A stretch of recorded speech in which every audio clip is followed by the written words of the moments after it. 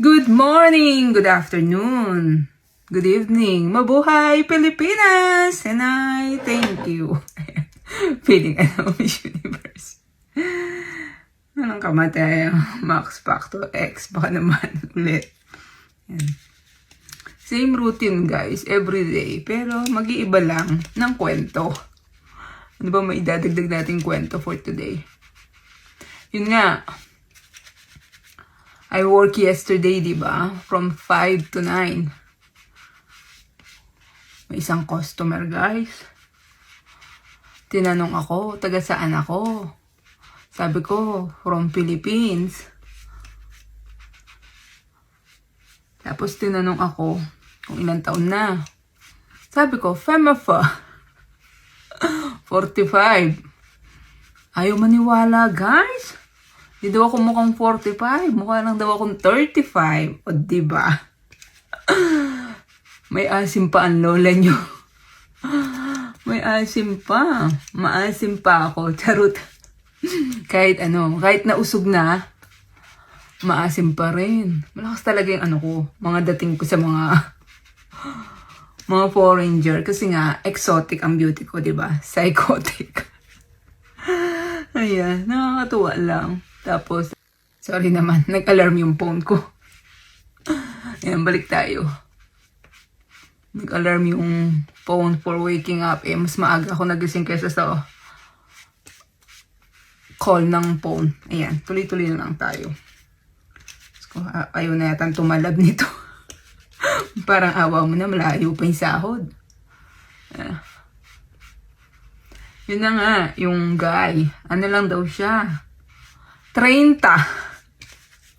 Pero mukha na siya 50. Aray ko, bakit kaya yung iba nagmumukhang mas matanda sa edad nila? Tapos yung mga matanda mukhang bata. I think nasa lifestyle talaga yan. Kung paano alagaan ang sarili. Ako kung di lang ako nausog, siguro mas mukha akong 18. Ayan, feeling 18. Yung utak. Ayan. Pwede na yan. May espasol na. Then, lipstick. Walang kamatayang red lipstick. Dumadami yung customer sa Kasi nagtatrabaho. Kasi nakakakita sila ng maganda. Hindi sila sanay makakita ng maganda, guys. Dana. Maslam ko pa. Ayan. Kung si Santi maparas, ako naman maslam. May asim pa. May gagamitin ako ngayon, guys. Pang orasyon.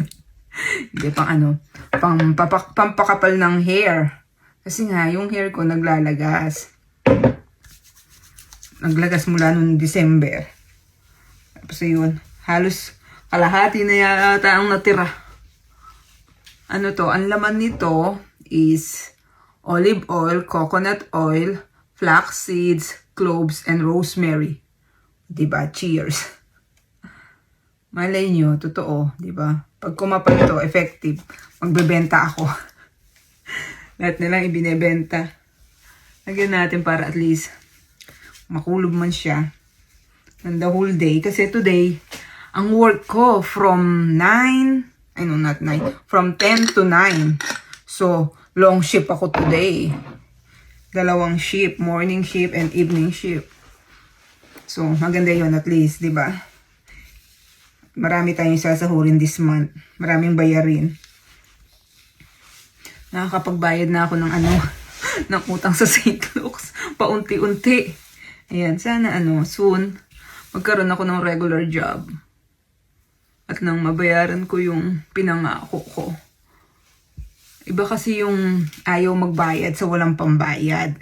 Gusto ko naman magbayad kasi nga, tawag nito? Ang saya-saya ko kasi, diba? Naisilba nila ang buhay ng anak ko. Utang na loob ko yun for the rest of my life. Yung tinulungan siya at na binuhay siya. Ay, malaking yun. Hindi ko makakalimutan yun. I'm very grateful. Tuloy tayo. Huwag tayong magdrama. Dito tayo sa pangmalakasan ko na hair. Napapansin nila yung yung style ng, ano ko nga, ng OOTD ko. Kasi wala kaming hairnet or something sa work. So, I improvise na lang na magmumukha akong maganda, di ba? Alam mo naman tayo mga Kapampangan. Hindi tayo magpapakabog. Hindi ako magpapakabog. Tuloy lang natin. Shoutout pala kay Inay. Happy birthday to you.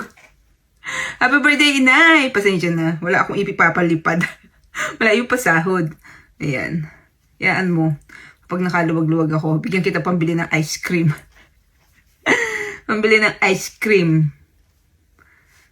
Out. Ano na si Inay? Happy birthday to you. Happy birthday, happy birthday. Happy birthday to you. Diba? Gustong-gusto nila yung ano ko, hair. Ang galing daw nang naisip ko. Sabi ko, okay gagamitin ko. Marami akong mga scarf nga. Galing ito sa Pilipinas pa. Matagal na mga to. Sa Pilipinas pa lang, noong panahon ng pandemic. May mga scarf ako na nilalagay para akong sino pa yun? May politika na laging naka-scarf. Pero, hindi magandang politiko. Huwag na natin sabihin. Nakalimutan ko rin ng pangalan. Ayan.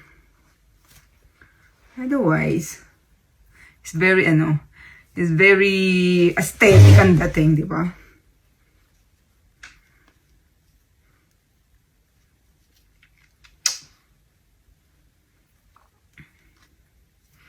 Tali na natin.